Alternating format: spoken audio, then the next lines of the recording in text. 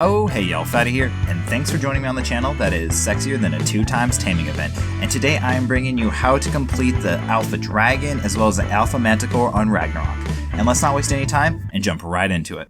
So for this video, I'm just going to kind of give you the quick and dirty and then just really jump into the strategy and focusing on the dinos, levels, different stuff like that. But going through it, we're going to really talk about the tributes really fast, kind of the artifacts and the other stuff you're going to need. We're going to talk about the different unlocks that you're going to get from completing this. Then, like I said, we're going to focus on the dinos, the saddles, like exactly what we used, how we did it, and then just going off on general strategies, everything you need to know to really accomplish this. But let's just focus on the tributes to start off.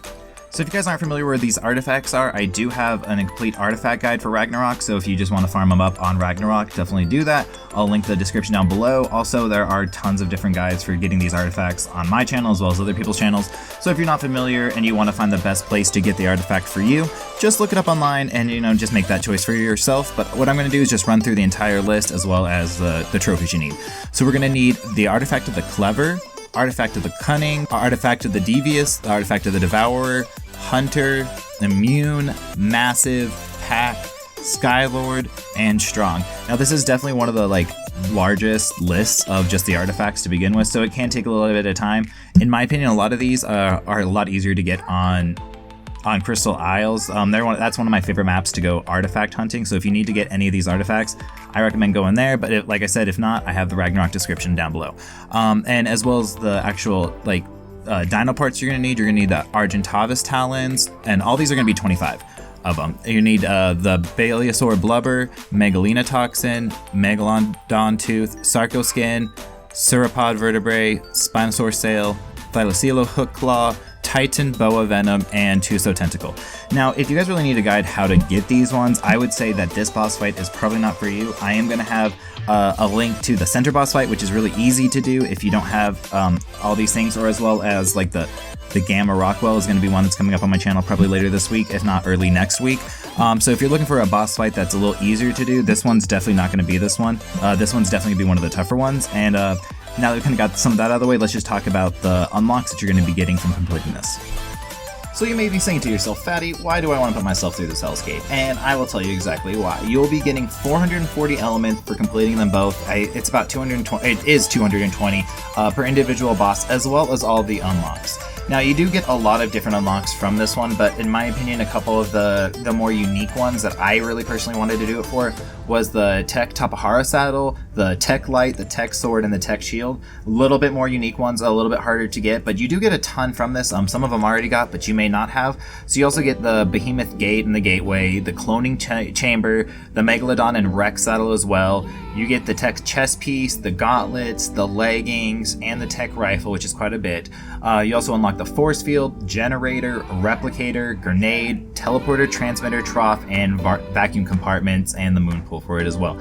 So that is quite a lot. So if you haven't really unlocked a ton of them, this is not a bad boss fight to get it, but like I said, it's not the easiest one. And kind of going into the next part, I'll talk about the different dinosaurs and the saddles and all that to kind of really put into perspective how tough this one was. I mean, if you have the right dinosaurs, it's an easy boss fight. We didn't really struggle with it, but there are a lot of caveats that you just want to make sure you pay attention to and prepare yourself for to make sure that this boss fight isn't too difficult for yourself. Now, before we jump into the last part of this video, don't forget to like, comment, and subscribe. We are 18 subs away from hitting 3K, so I'm really hoping with this video that we can push there. I wanted to hit it before the end of spoopy season. I think we're definitely going to crush that goal, so thank you guys all so much for your support. Don't forget to check down the links down below. We have our Discord channel, we have the merch shop, we also have the channel memberships, which you get a bunch of little different fun bonuses for, so definitely check that out. Help support the channel, help support me as well, so I can keep doing this that I love. And let's just jump into the rest of it. Woo! So when we went to do this boss fight, we ran it with 3 rhinos, 3 velos, and we added kind of a random person in with a mana just to kind of have fun with it. But when we talk about it, if you're doing it on small tribes, you're probably going to want to run it with 3 rhinos and 3 velos. Now, if you're going to have another tribe kind of helping you out, if you have other friends, or if you're doing it on just regular official or whatnot, you're definitely going to probably want to run this with a Daedon and a Yudi. It just helps you out. You don't really have to do it by any means, but every little bit helps. One of the most important things to remember with this is that you're going to need some decent dinos. Now, when we ran it with our rhinos, we made sure that we had really good saddles on them. They were at 124 armor. Our rhinos base stats before any levels were at 15k HP and 1.5k melee, so you definitely want some good rhinos. And then with the velos, the base HP before any levels is 10k, and then the base melee was 1.2k. So yeah, you make and they were only running prim saddles. The velos, you're gonna be pretty okay. You're not gonna get attacked too much if the rhinos are doing their job. You will get hit with a Manticore every once in a while, but just kind of try to dodge those little attacks and you should be fine. But yeah, like I said, really key importance is make sure your rhinos have a good saddle on them, a good amount of HP, and a good amount of melee as well, because the rhinos are going to be the ones that are hitting it really hard, and they're going to be the ones that are getting up close. But I don't want to get too much into the strategy until we talk about all the little caveats and what you're going to need to do and things to watch out for. So before you even enter the boss fight arena, make sure all your rhinos have stim berries on them as well as veggie cakes. You are going to be taking a ton of damage on this, whether you have a really nice saddle or not even that nice of a saddle. Veggie cakes are kind of a must-have. You don't need to have a ton of them, but I would at least have like 15 on them. Just each of the rhinos just to be safe, as well as stim berries. So the strategy is when you first spawn in, you're going to want to push fellows off to the right hand side, kind of away from the city, so they can just kind of stay out of the distance and just poke at it and hit it when it's an opportune moment. And then the rhinos are going to need to rush in. But the reason why you really want to have those stim berries and veggie cakes or the stim berries particularly, is when the Manticore comes in. And as well as having those stim berries, you're going to really want to bring in med brews for your character as well. So the Manticore, when it does this little tail swipe thing or like flings it out, you're going to be taking torpor damage on your dinosaurs, and the stim berries are going to kind of help counteract that a little bit. Now, besides that as well, you're going to be taking damage. Now, it doesn't always show up because you're going to get the kind of torpor flash and different flashes from your dinosaur on your screen, so it's really easy to go unnoticed. Like, I almost went to the end of the boss fight, went pretty far, but then I looked down at like one moment and I had very, very low health. Like, I'm talking, if I got hit with the Manticore one more time, I was gone. And I just wasn't paying attention. You know, my screen was flashing the entire time, so it was an easy one to miss. Luckily, I had those med brews, popped them back, and everything was fine. Now, you really want to focus on the dragon first, and in my opinion, the best reason why to do that is the dragon can do a lot more to the velos if it happens to get over there.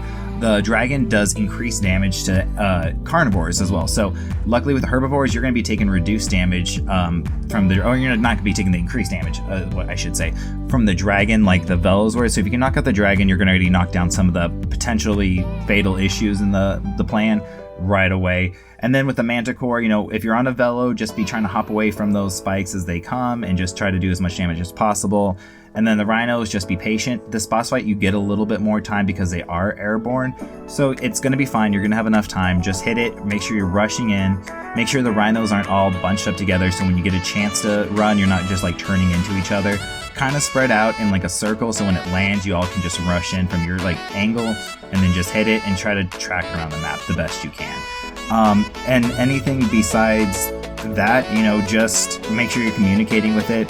Keep the velos kind of off to one side. If the velos are drawing aggro, let the rhinos hit it again a couple times, and then hold off on shooting it until, you know, the rhinos are able to hit it a little bit to keep the aggro on them so the velos don't get wiped. And like I said, just make sure you watch your HP on that, and you guys should be fine. And thank you guys all so much for watching. If you guys enjoyed today's video, don't forget to look out for tomorrow. I will be putting the unedited kind of boss fight of this so you guys can see what it looks like in real time, how we communicated, different stuff like that. I was having some FPS issues before. This is or frames issue, whatever, before this, and it should be a little bit better on this video as well on the next one. My audio got cut out a little bit, so you can hear everybody else. But I end up being quite a bit quieter than most people on this one, so sorry about that. But on the next one, I already got that issue fixed out, so it should be much better. And thank you guys as always, and I'll see you on the next one. Peace!